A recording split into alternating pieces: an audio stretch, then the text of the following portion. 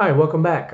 We're going to get started on some rendering techniques for different forms of decay and damage for our zombies. So I'm not going to spend a whole lot of time talking about it. I'll tell you a little bit about my process. Usually I'll do a sketch on paper first, depending on what I'm drawing. If I do it right to digital, I don't tend to like to draw on white. I like to tone the background, usually to about a 50 or between a 30 and a 50% gray, and draw on top of that. And I'll show you why as we get going in here. It's just really easy. It's a technique that I learned a long time ago when I was doing painting. Is when you tone your canvas with, like, I used a burnt sienna, like Frazetta is where I learned it. Is you tone your canvas with a burnt sienna, then you can pull out your highlights and use a burnt umber to drop down your shadows, and your whole value structure is set up. And then you can lay your washes of color on top of that. And it's a really effective form of digital art as well. So um, I'm not gonna spend a lot of time right this second talking about that. I'm gonna draw some examples and let you watch me do it, and I'll pop in and out to talk about what I'm drawing and why I'm doing things as I go along, and we can go from there. So I'm going to get started by dropping in my gray value, and then we'll go up here. On the sheet that I gave you, one of my lines has disappeared for some reason.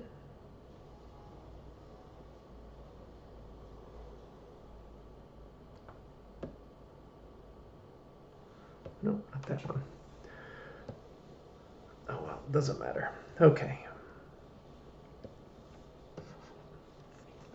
On the sheet that I provided, it has different types of damage that you might see on your zombie. So I'm going to build on that. We're going to start with a bite wound. So depending on where the bite wound occurred, it will change some. Some of the skin is tougher than others. Some has more fat in the underlying tissue than others. But we're going to start with a generic kind of bite wound just as the example. And then I might add a little bit more damage to the bite wound once we've drawn it. So we can start. If you want to give yourself a decent reference point, you can just draw a really light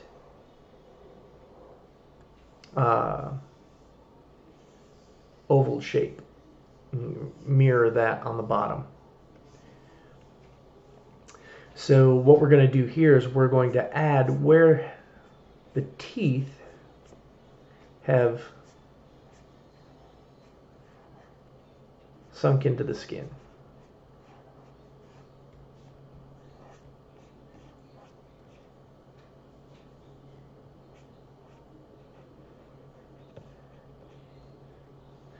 And then we get to mirror that on the other side.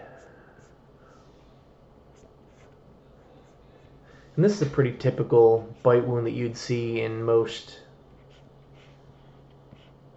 zombie movies as people get bit. Just remember the makeup of the bottom teeth are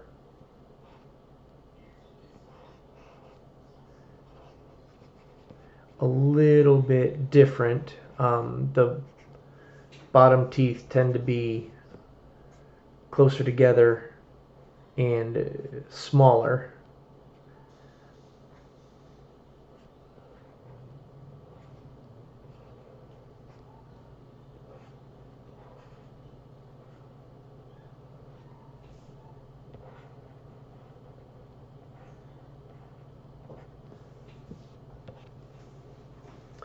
So now once you have this, now we can go ahead and make any manipulations to that we want. An easy way to do this is go to your adjustments and you can liquefy.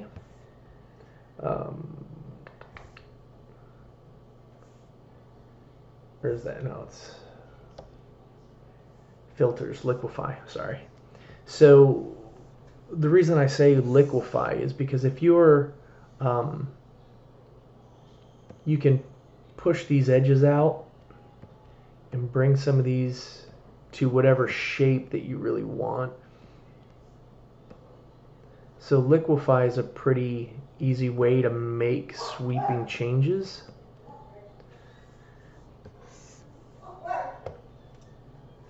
So now we have a little bit more of a consistent shape.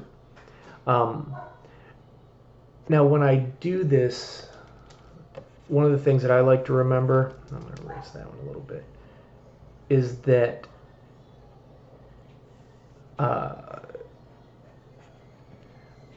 the bites, the structure in here is soft.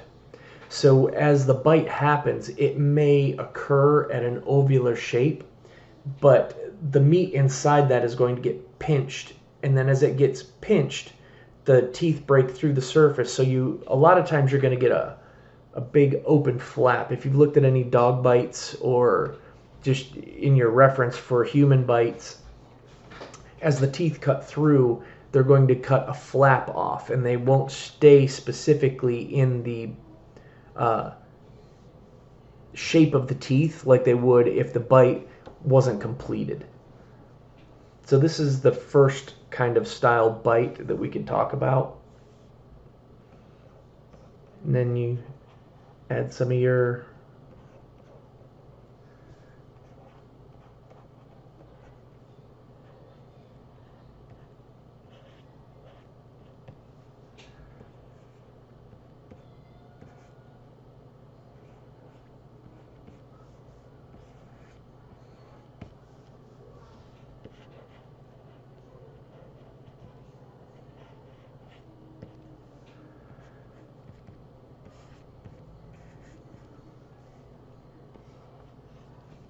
I know when you get to this point, this doesn't look like much, but once I show you why we do it on the gray, it'll make more sense.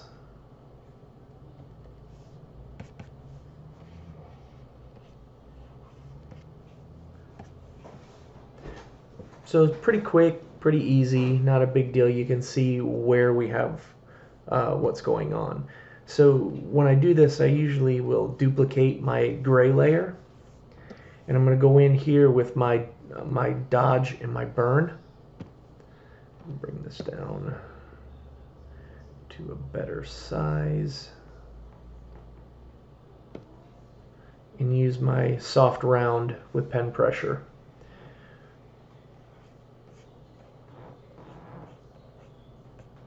So now what I'm doing is I'm bringing up the high spots.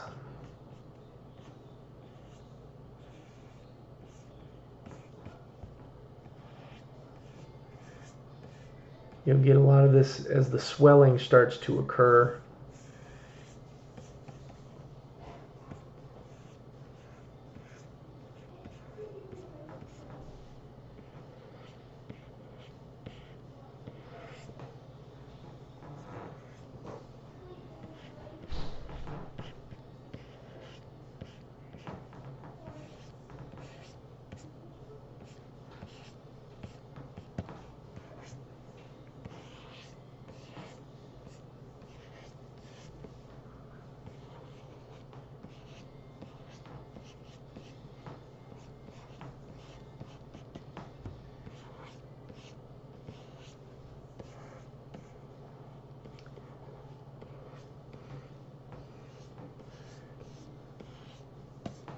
It's almost a little strange for me to do this like this, as I almost always have a movie or music going in the background. Actually, it helps me concentrate, but to do it while I'm recording is kind of problematic, so it's almost a little distracting for me to not have my music going. Alright, so we have some highlights laid in. They don't have to be perfect here. This is just the first stage. Now we're going to switch that, and you can do this in a bunch of different ways. So you can do it by duplicating the gray layer and using your dodge and your burn tool. Okay. that's how I started doing it, and it worked really well for me for a long time. Now, will still use the dodge a bit to do the highlights, but then I found this other technique that I like even more, that I also wanted to show you. So on a separate layer, I'm going to come in here with, and you can start with your highlights, you can start with your shadows, it doesn't matter, it's really up to you. So you can come in here with your white and just lay in a few spots where you want your highlights to be, or your high spots to be. And I usually do this with the hard round brush with the pen pressure on it. And then I'm going to come over here. This is your mode on that layer. So you can see as you just kind of move down, it's gonna change and you're gonna get different effects. So overlay and soft light and hard light are what we're looking at. Usually I do this on the soft light layer, and it's just an easy way to start bringing in some of those highlights. So we're going to pop that onto that soft light layer. Now, if you want these a little bit brighter, you can duplicate this layer and it'll brighten them up. Now you can do a little trick I like to do is you do it one more time, it brings it almost back to the white, but this top one, you can do filter, blur, Gaussian blur. Now what you're doing here is you're just softening the edges of those a bit. And then you can keep them a little bit more greater, you can keep them a little brighter, and it's just it's a really fast way to get some of these highlights done. Now this is just the first pass at the highlights. Keep in mind we're going to do a couple more before we're finished with the bites. So if you are not quite happy with it yet, that's good, because we're not even close to done yet.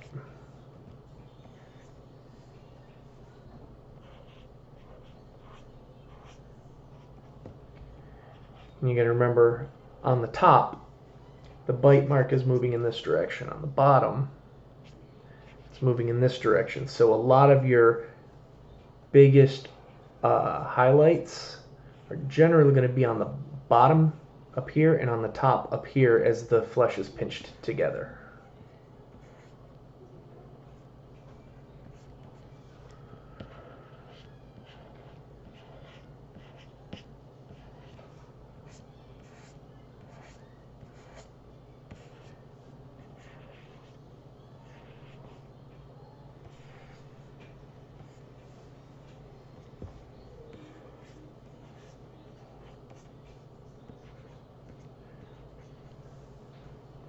Alright, now we're going to take what we just did, we're going to add another layer on top of it, but we're going to take this layer and we're going to make this a multiply layer.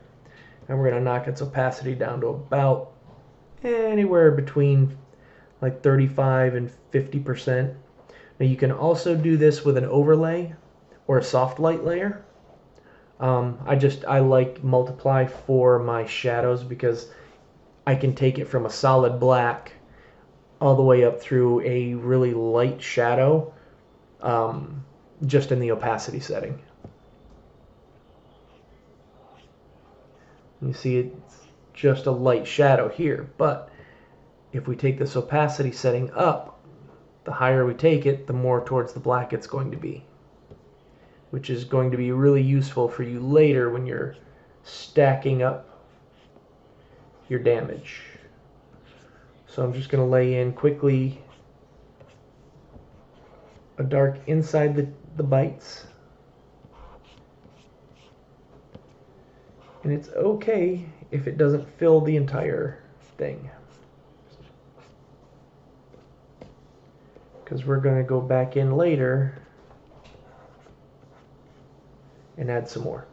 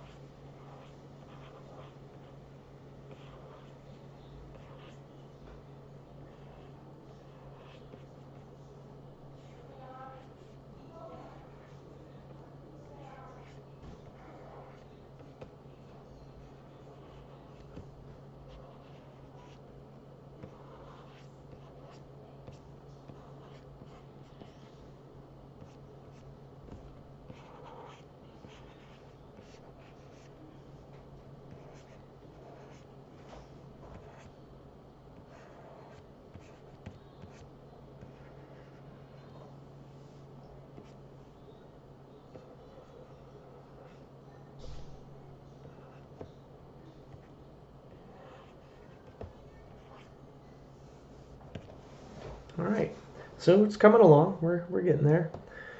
I'm going to add another layer on top of this, make it another multiply layer, but I'm going to keep the opacity higher. We're about 70%, a little bit more. And in this one, I'm going to start laying in where I want the deepest shadows.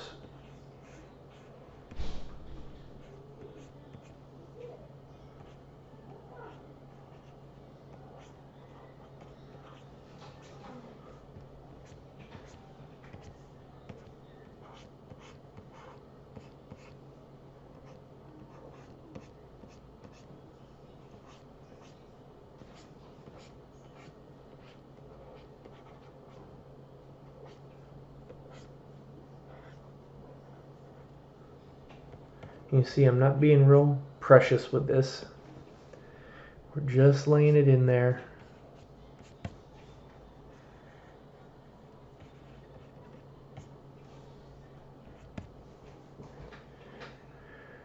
All right, we're happy with this. We're going to do this one more time with another multiply layer. But this time we're going to keep this multiply layer pretty high, like 90%. You can do it by also adjusting just your color over here for your grays. But I found that if I do that, it's opaque and it doesn't lend itself well to if we're representing like the blood, for example, that where it is a mostly opaque substance, it does have some translucency to it. So on this layer, I'm going to start adding, and again, we're not going to be super precious with this. What we're doing is we're laying in some of the paths for where we want this blood to flow.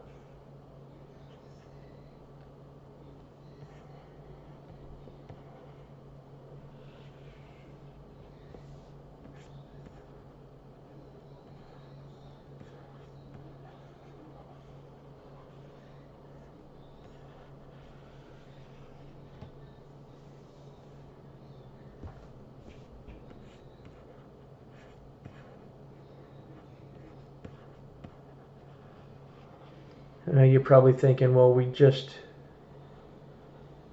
ruined all that detail work that we did, but we really haven't, and you'll see why.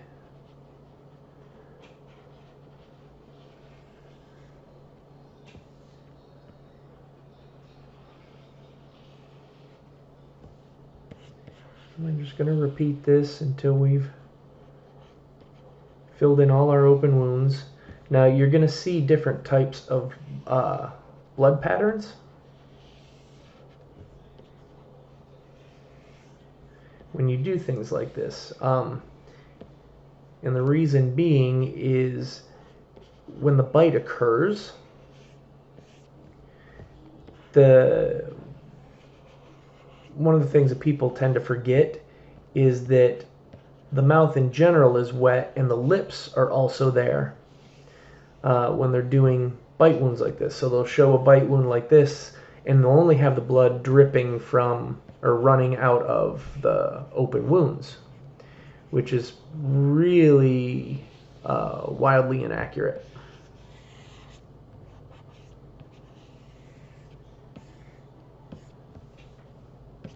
So now we basically have our blood that's running out of the open wound,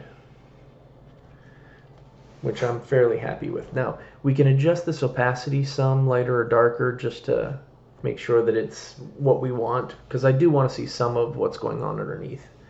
And I'm going to take another layer and pop it on top of this one.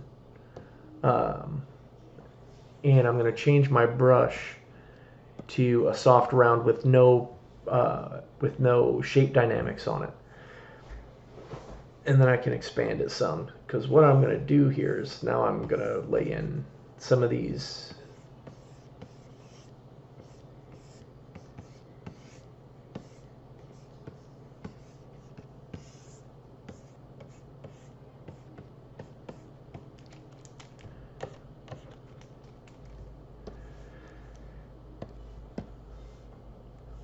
Yeah, a little smaller. I do want to keep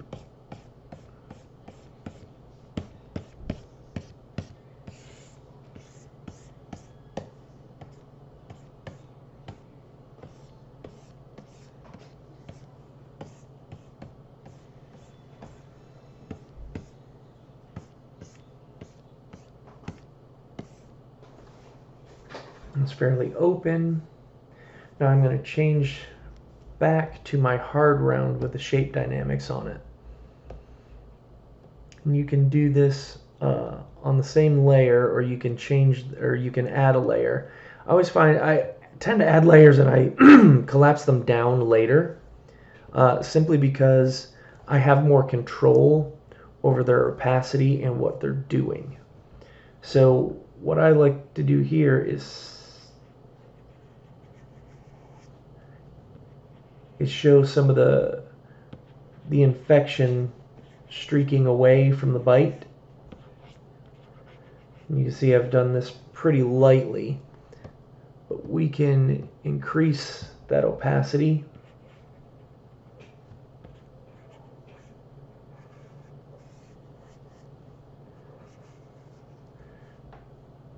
And it's one of the best parts of the shape dynamics on the brush is just by varying your pressure, you're going to get some really nice, it almost does where the junctions of the veins and stuff are for you.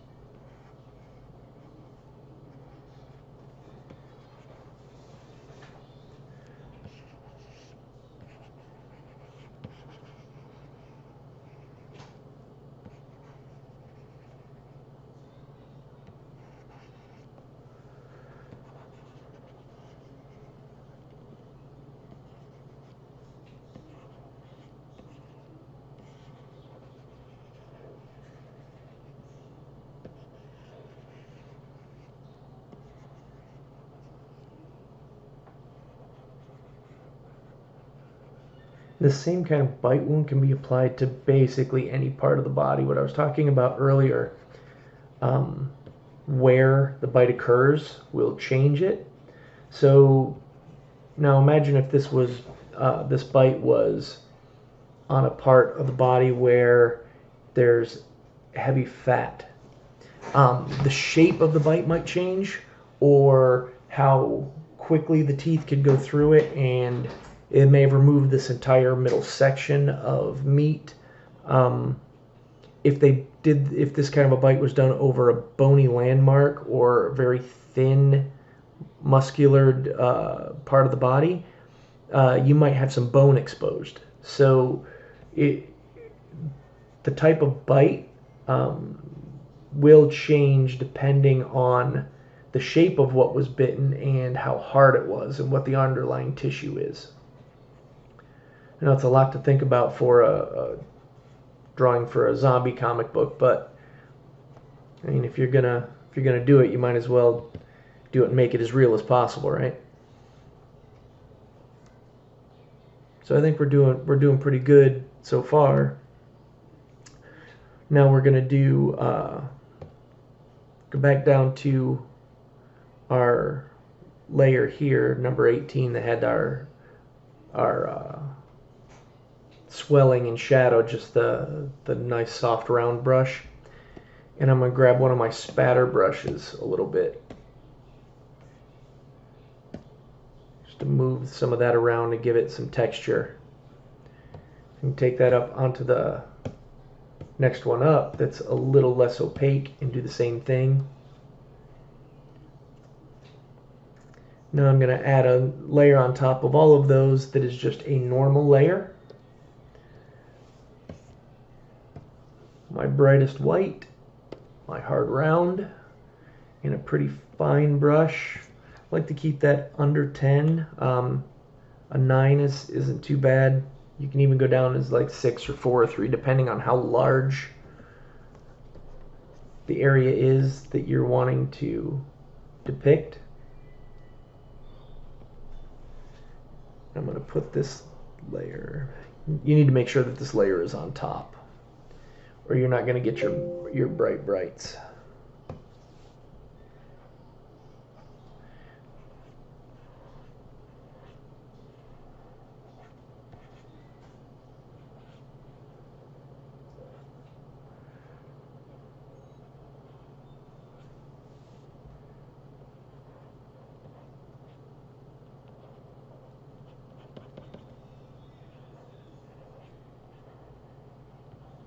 Now I'm going back to where I had the original bites, and in those high spots I'm bringing in some highlights to accentuate the wetness of the blood and the high spots of where the actual bite wound has caused the tissue to swell. So you also need to keep in mind when you're doing this where your light source is, because you really do need to pick a light source. In any image, you've got to have a solid light source to use.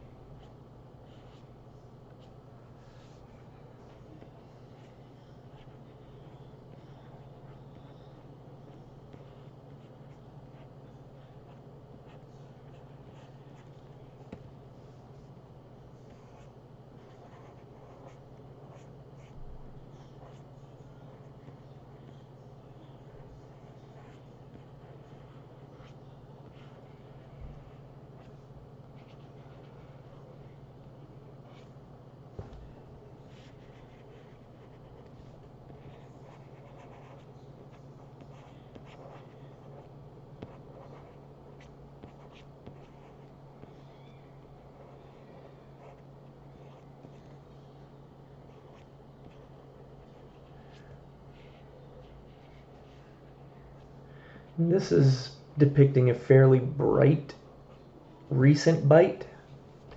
Now you could take this same bite and start making it look older by killing a lot of the highlights, making the blood that's run down less opaque.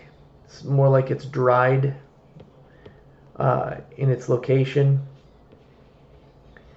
Opening up the wounds themselves, you can add pustules to them. You can add basic necrosis, the rotting of the tissue can be added to any of these. And what you would do for all of these is, as you dry them out, you're going to open them up and spread them apart, and just add to make it look a little crustier.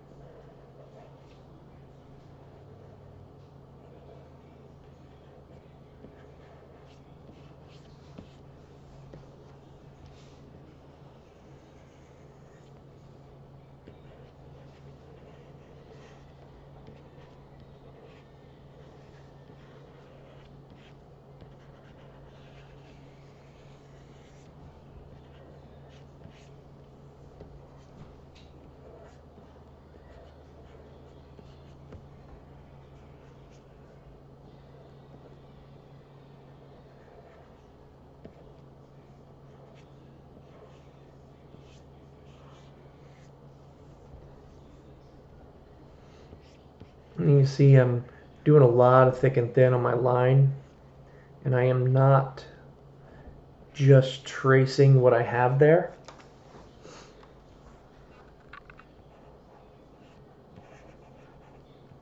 If you don't vary your line weight, it's not going to look natural, and you're going to lose a lot of, if you want to quote somebody like Bob Ross, your happy accidents. Just by varying those lines, you're getting a lot of added detail that you wouldn't normally get with little to no effort.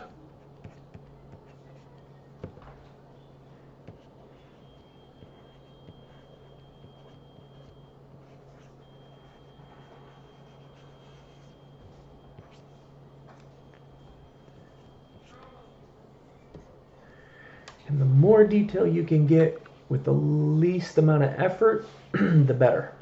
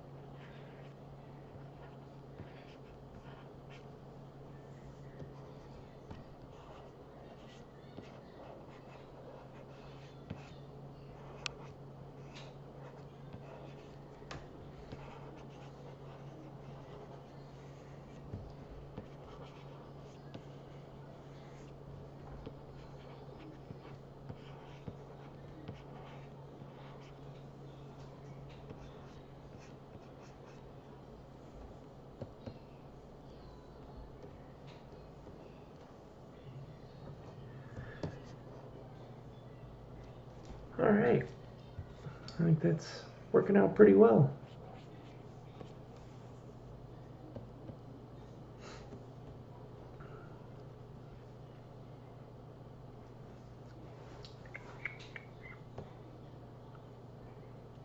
Do a quick test here. What I'm doing here is I'm just going to look at the base layer that I have there. I'm going to add an overlay layer on top of it,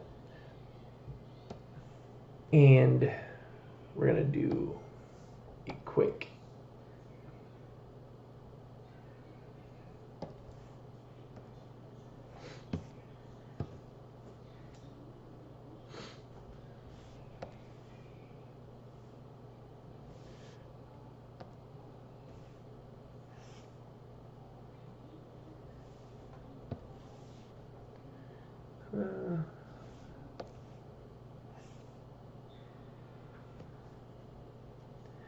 yeah, no, it's the wrong one. We're going to do it this way. There we go. That's what I'm looking for. Just to give us a little bit of a deeper red blood damage area. All right, I think we did pretty good for your first bite. That'll work out pretty well. All right, so boils. Boils, so generally before the flesh gets necrotic and starts to open up and rot, it'll bloat and get boils on it. The boils are relatively easy compared to a bite. The trick is to make them look gross, for lack of a better term. So I'm going to group the layers that I had just done for the bite, and we're going to label those. So now I'll make a new folder for boils. Keeping your layers together is going to help you a lot, especially when you're on a full page illustration and you can have hundreds of layers going and you haven't started collapsing them down yet. If you don't keep them straight, especially painting this way where you're using a lot of transparencies, you're going to have trouble keeping track and finding things if you need to make changes.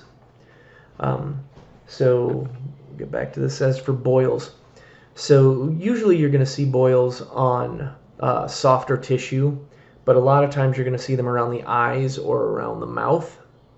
But in general, your boils are going to usually be circular in nature.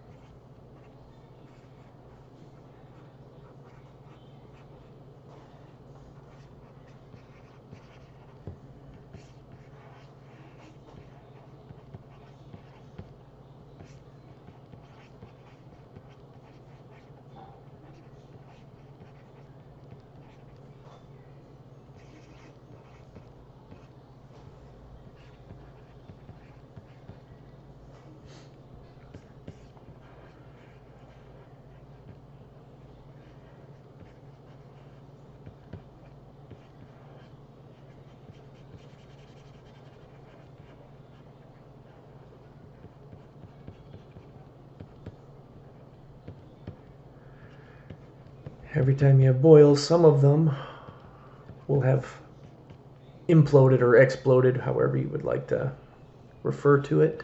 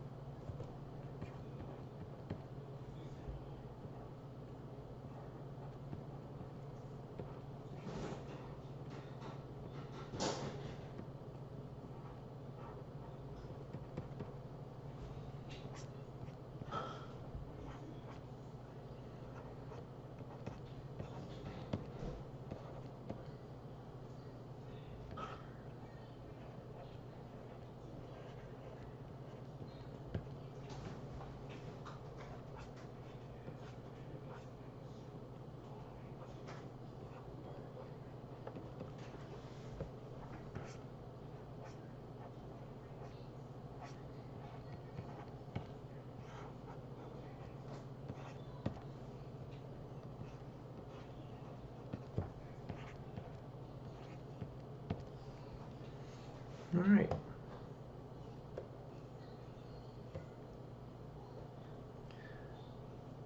Forgot to turn that layer back on. So we're going to do the same thing here. Is we're going to come down here to our dodge tool.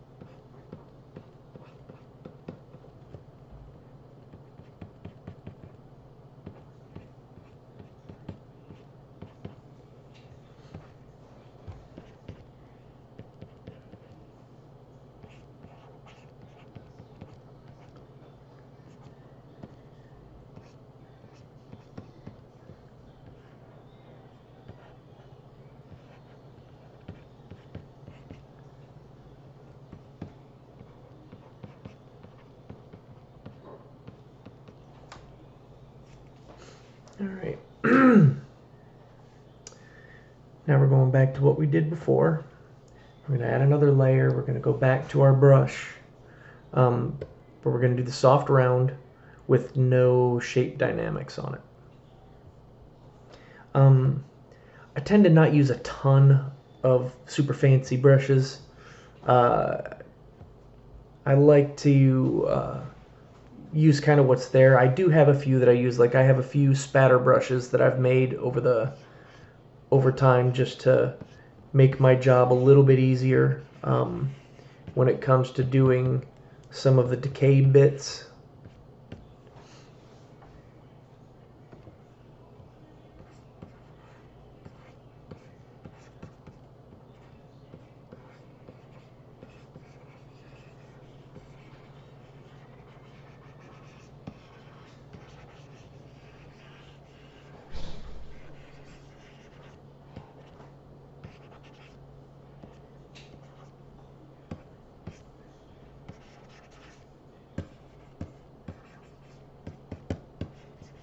Keeping this pretty blotchy intentionally. I'm going to switch to one of those spatter brushes. Just a little bit here and there. Now we're going to take this to a multiply and we're going to drop it down a little bit. So this is the flesh tone basically underneath of the pustules.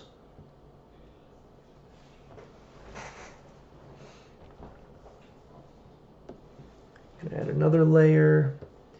This one's going to be that overlay that we did last time. We're going to go back to the soft round with shape dynamics on it and bring our size down a bit. Oh, but it helps if you choose the colors correctly.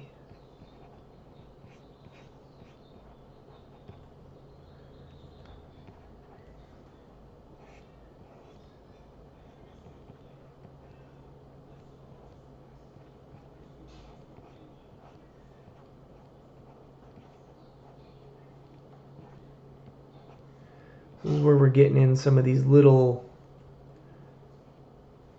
grosser details that were kind of arbitrary the first time, but we're going to accentuate the ones that we want to really bring forward.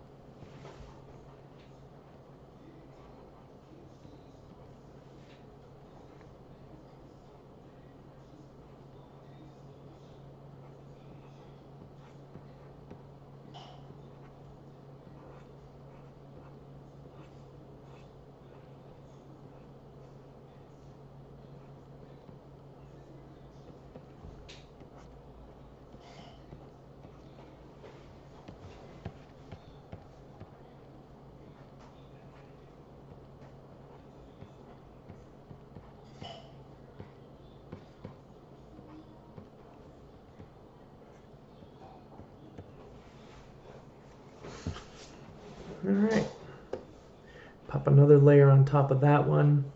This one is going to be more of the pussy, gross, oozy stuff coming out. Actually, I'm going to keep the same brush. I'm going to leave this layer normal for now. So if this one has basically exploded, you're going to get, it's going to run an ooze. But this is going to be a thicker, grosser kind of ooze that's coming out of this one.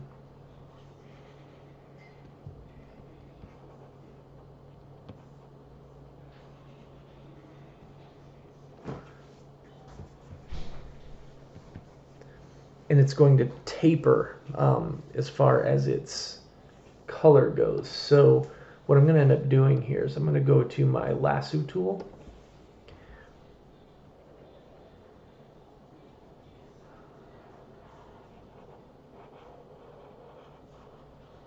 And I'm going to lasso off the shape that I've just drawn.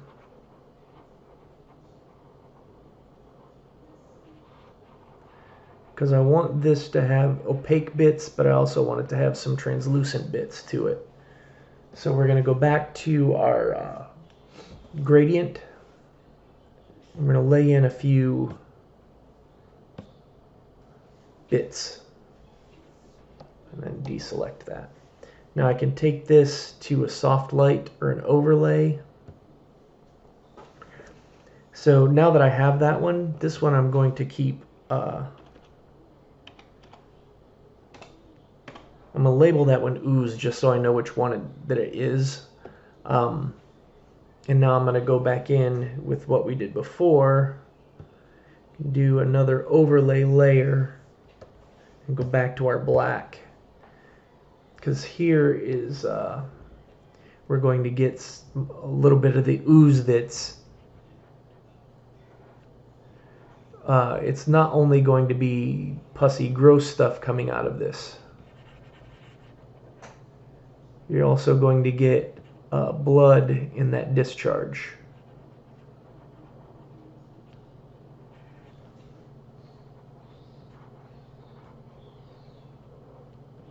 That may pool near the bottoms.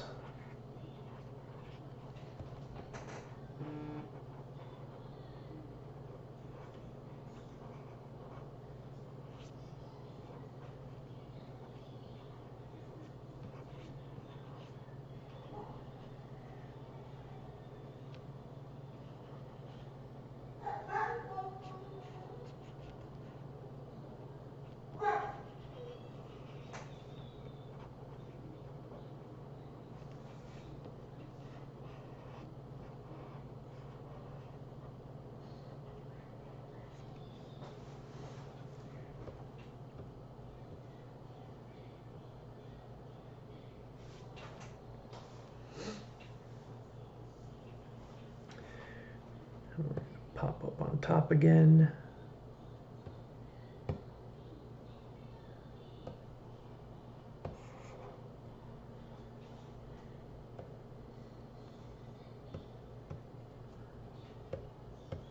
Both of these layers, 3 of these layers somehow got outside, and they shouldn't have. There we go.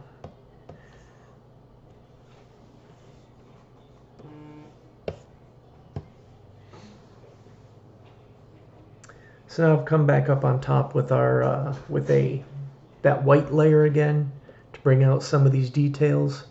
And don't be afraid to get in here pretty close.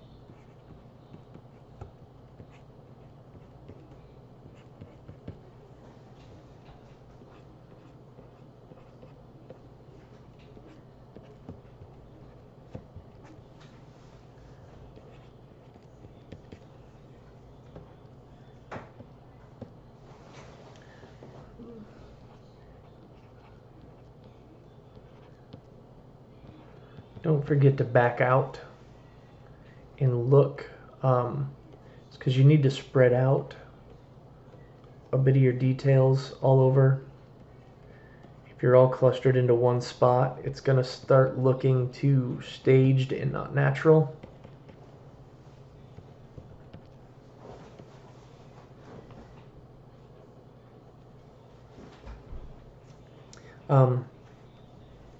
So as far as the boils go, now you can start again as the body decays and starts to dry out. You're going to open these wounds up, start to flatten them out. You're going to add a lot more wrinkles as the bloating and the boils get bigger. The skin stretches and they get tight until they burst.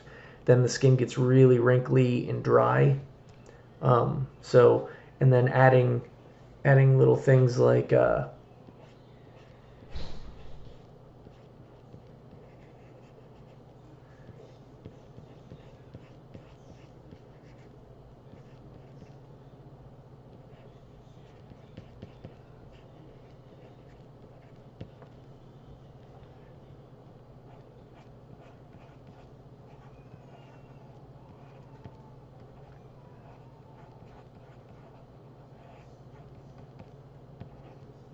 maggot here or there.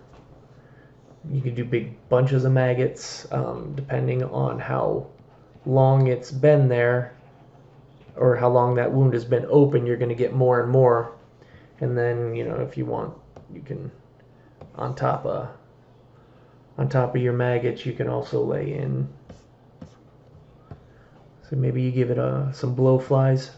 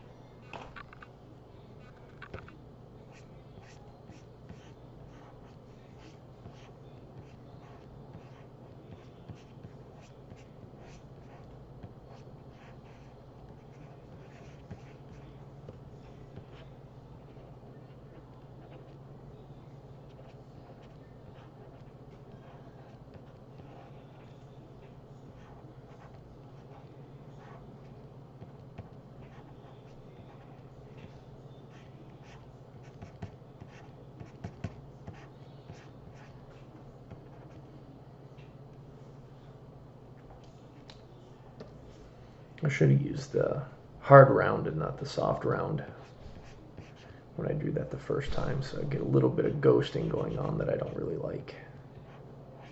Sometimes you can get away with that and it looks like a shadow. Other times, not so much.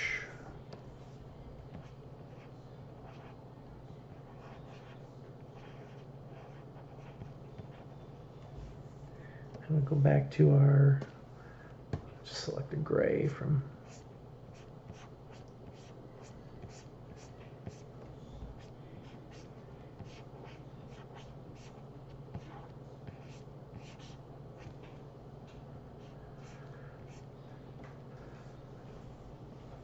and then you get too carried away and working too fast, then you've got to go back in and fix things.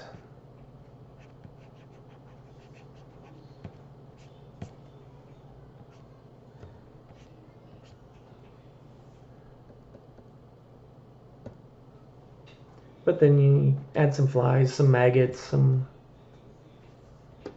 other stuff. And then you can use actually overlay textures as well, some fleshy textures or whatever. Don't be afraid to use photo reference textures on top, like just a skin texture that has the pores on it. It goes a long way. I only tend to do that when I'm doing close-up images, and not so much if I'm doing it from a distance. But it's pretty good boils. All right, bloat. Bloat's a little trickier. So bloat, depending on what your drawing is can tend to be really involved, because as things swell and they move, they will get extremely distorted and you can get lost pretty fast when you're doing bloat. So generally, if I'm doing bloat in an image like this, I will usually pick a overall body part or an overall time frame for that, because it does matter. So we're going to go... My cursor's getting sticky here for no reason.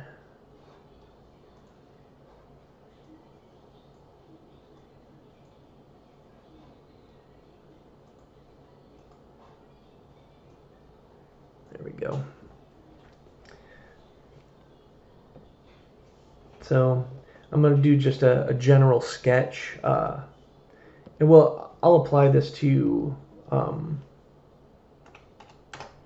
an overall head. That way you can take what you want from it.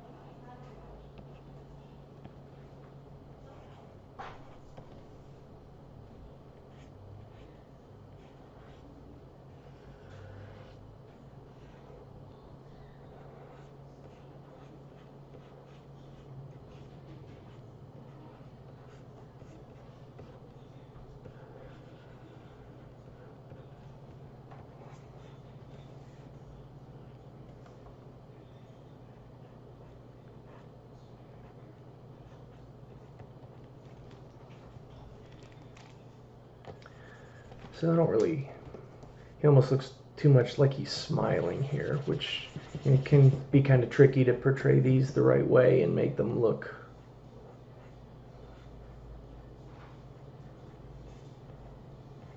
because the mouth and the lips particularly can get pretty they're going to swell quite a bit.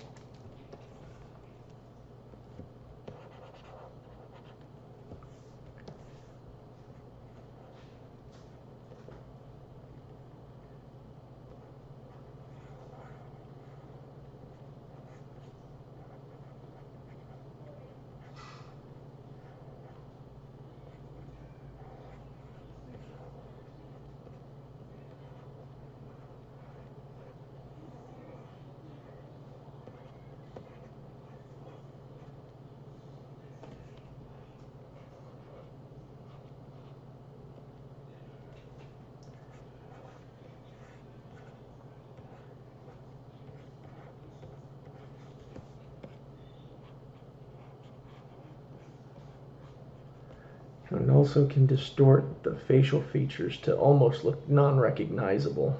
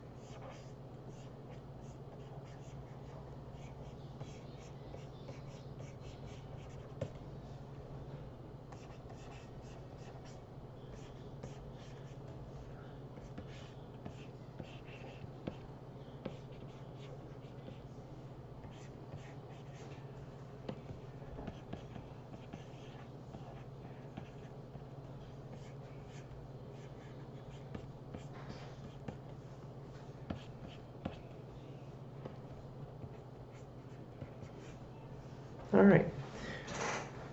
Now we're going to go through basically the same process we did before. The biggest difference here is I'm going to take my shadows first this time.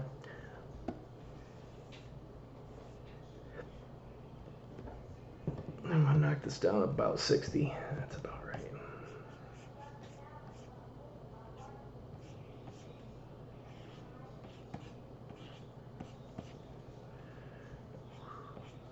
Reason I'm taking the shadows first this time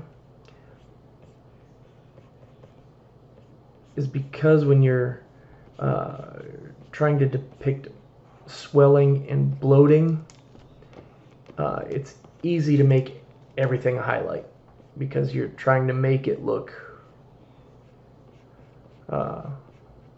full of fluid, full of just all the nastiness.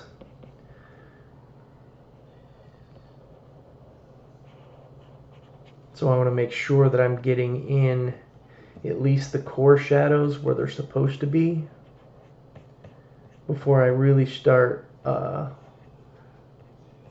worrying too much about all the highlighted areas. And a lot of these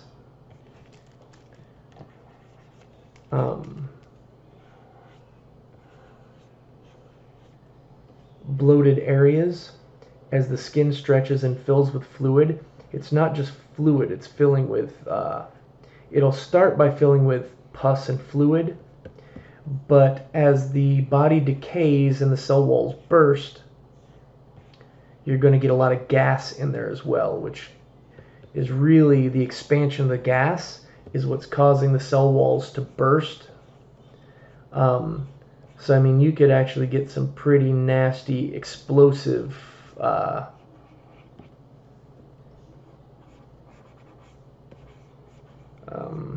decay.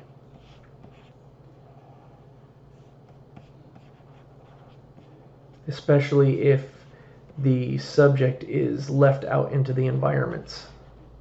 There's actually forensics has a farm where they study decay, and they leave bodies out in the elements and in different, like in an old car or the trunk of a car or in a barrel or in a shallow grave or in a,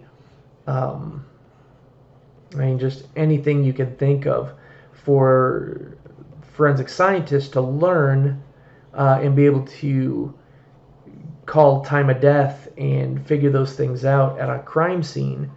If they've never seen that type of decay before, you can imagine it'd be almost impossible for them to do their job.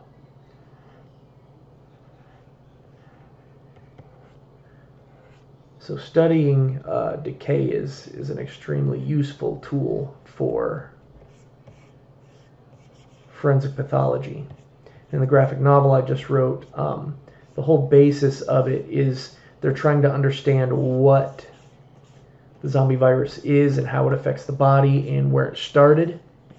So you should check that out. I'll have that up very shortly and for purchase and download, and so it's got a lot of this kind of information in it, the hows and whys that you don't get in a lot of other series that keep it pretty ambiguous as to where it comes from and what's going on.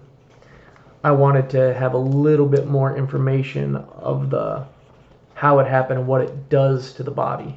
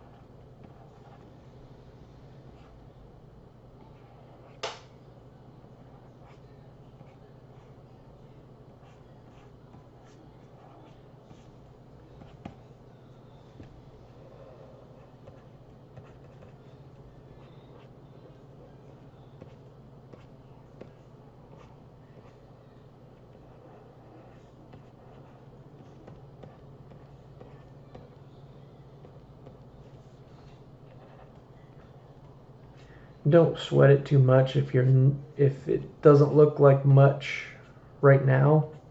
As we get in here and we start adding the details to this, it'll start to look nice and bloated. And I say nice and bloated, I always say if I can get, when I get my wife to look at it, if her reaction is that's disgusting or ew, gross, I'm pretty much on the right track.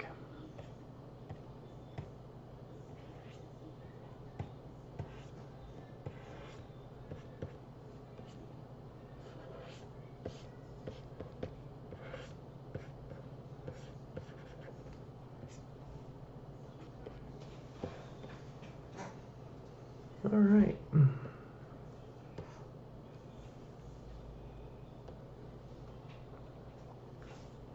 Let's take that layer and we're going to blur that, soften that up just a little bit. So we're going to go to our Gaussian blur, but we're going to just soften the edges of what we've just done.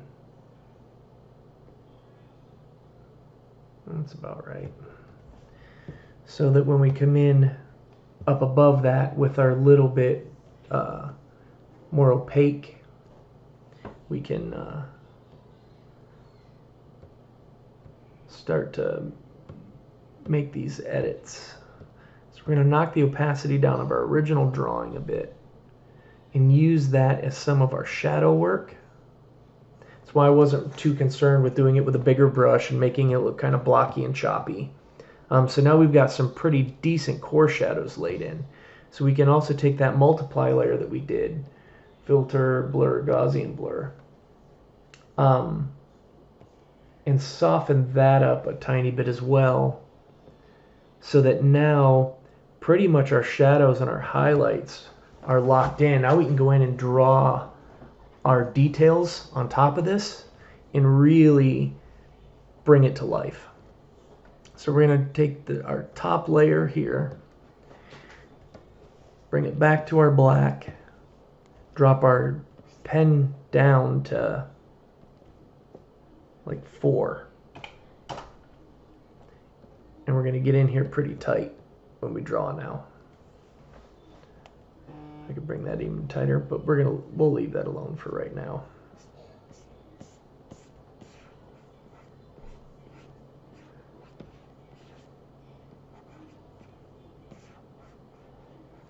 So now when we're doing the drawing this time, we're going to be a little more careful to only accentuate some of that line work.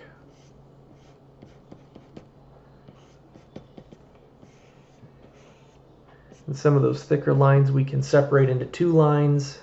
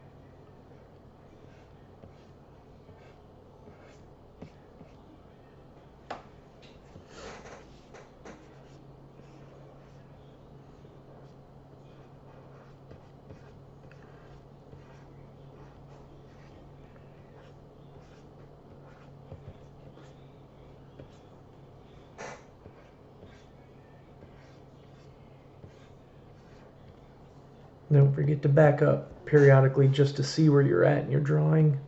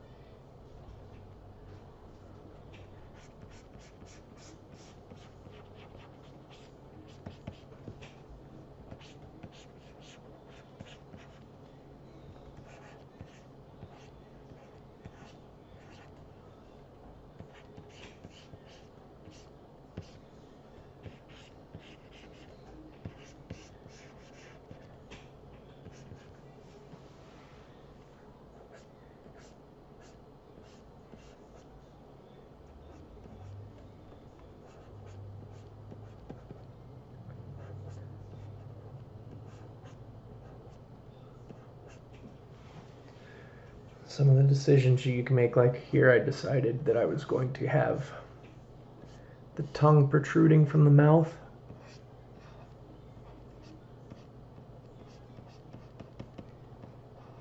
As it does a lot of times as the decay happens.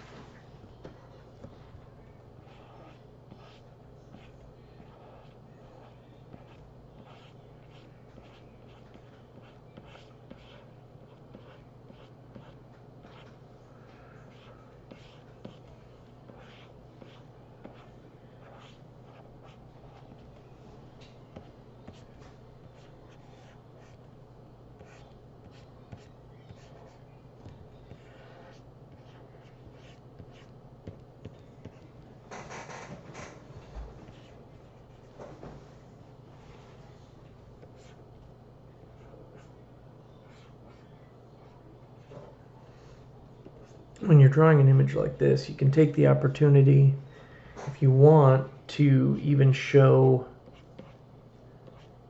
the point of infection. I mean, he could have been bitten on the face, he could have been bitten on the shoulder.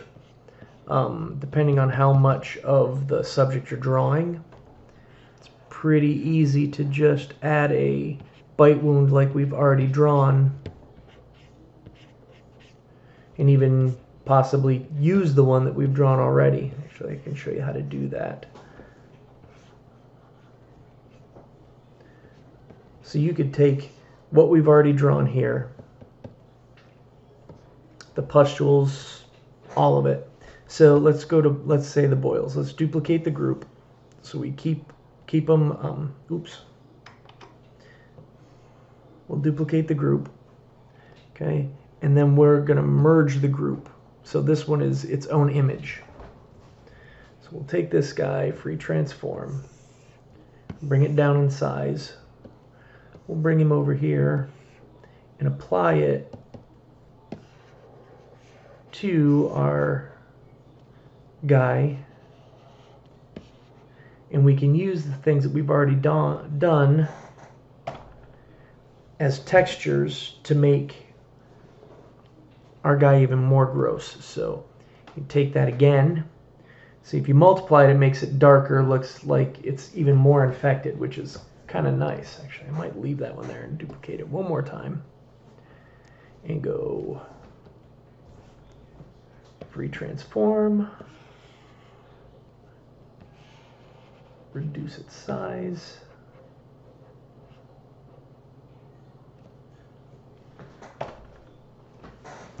So now we've got several of these up there. Now you can see that this one doesn't quite fit, but it really doesn't matter. Like, we could even come in here and liquefy this one. Zoom in on it a little bit, a lot of it.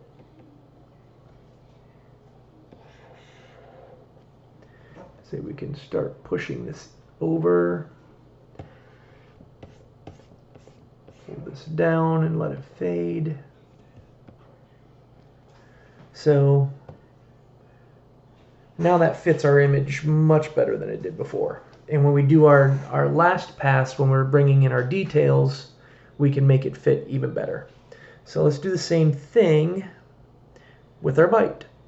Let's go bite. Let's take our bite and duplicate it. Let's merge the group so it's its own image. And we're going to bring it down. All right. Of course, it's ginormous when we do that. We're going to free transform it.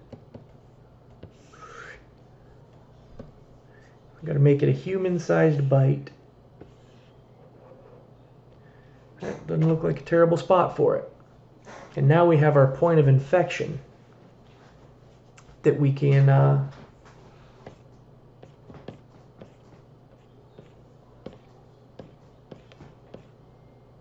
oh, if you're wondering what this is, so the brush that I just grabbed, it's my smudge tool, but the one that I have is a dual brush. It has all kinds of Kyle's paint box wet blender.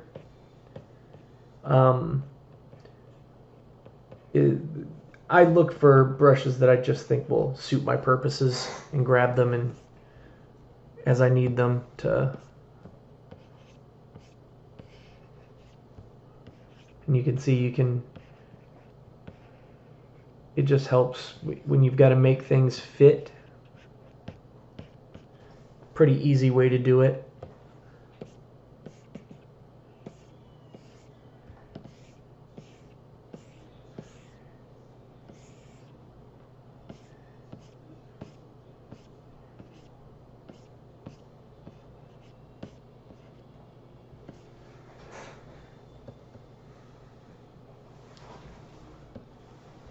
So now we've got our bite wound, we've got our guy here.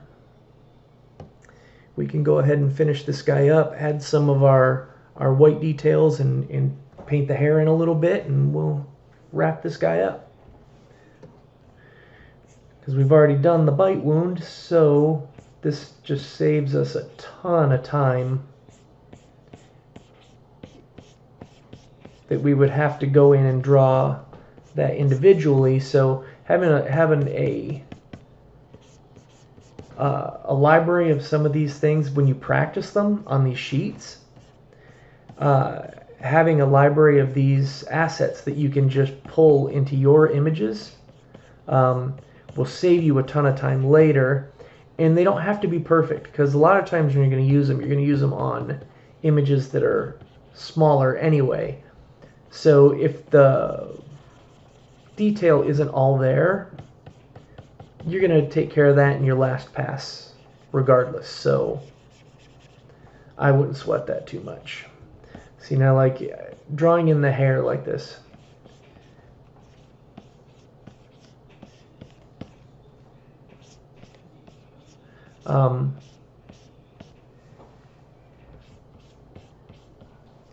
we're just using what's already there, trying to accentuate it a little bit.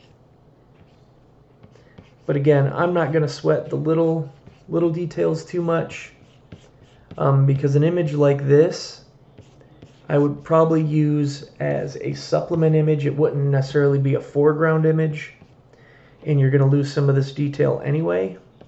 If I was going to use this as a foreground image, I'd spend a little bit more time and really make it pop.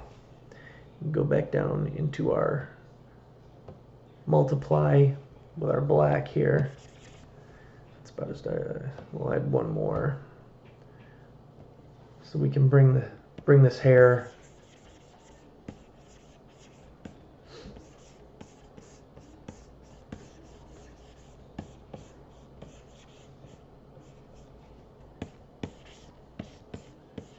little bit deeper. Don't worry, it's not gonna, you're not ruining all the details you just did. All we're doing with this is giving ourselves a little bit deeper base for that hair color. And we're going to come back up here to the top.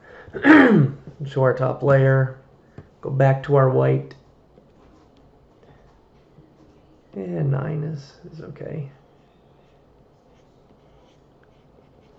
And now we're making these bits as they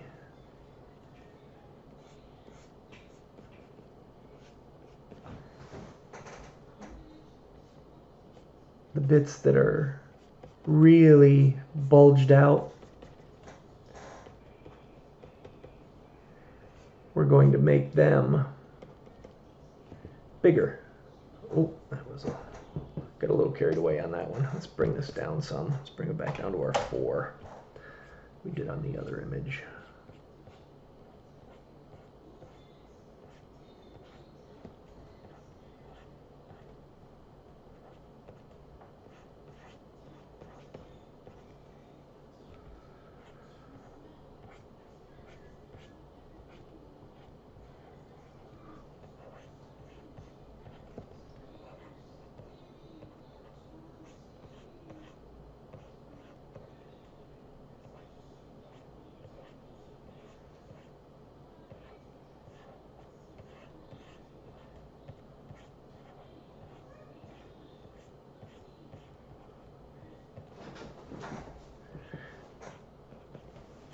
You see, by bringing in this super bright highlight on the top of a lot of these, and then a little bit of that bounce light through the bottom of them, they're going to start to have this translucency to them.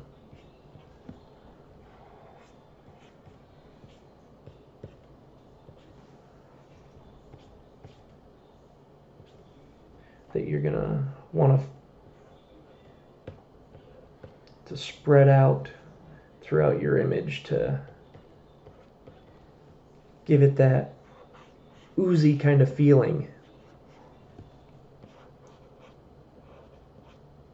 of being kind of moist and kind of gelatinous.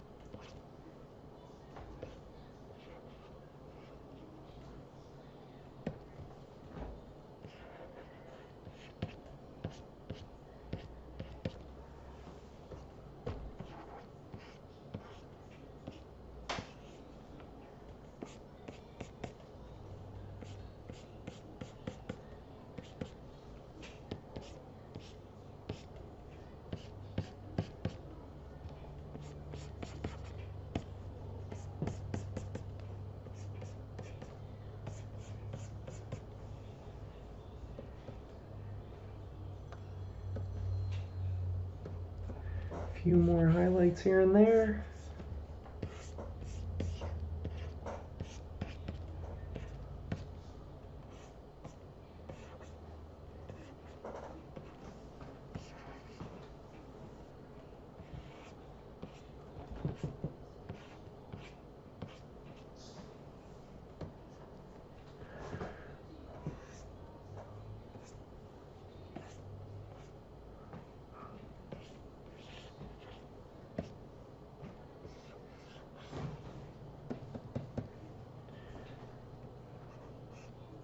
All right, and I think we did a pretty fair assessment of bloat.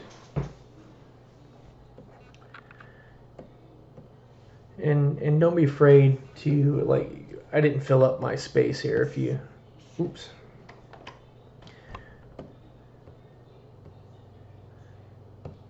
In bloat, I have control. What else did we? View. And we'll drop you. So drop all of our layers inside that. And then we can, and if you wanted to make him a little bit more detailed, feel free. You can go in and detail him out as much as you want. Burns. All right. I'm likely going to have to cut these up into individual videos, which I think I'm actually going to have to do, but we're going to go ahead and keep drawing anyway.